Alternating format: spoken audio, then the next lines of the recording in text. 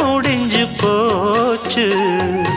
ஈசான மூலையில லேசான பள்ளி சத்தம் மாமன் பேர சொல்லி பேசுது. ஆறாத சோகந்தன்ன தீராம சேர்த்து வச்சு ஊரும் சேர்ந்து என்ன ஏசுது. மாமா மாமா உன்னத்தானே எண்ணி நானும் நாளும் தவித்தேனே.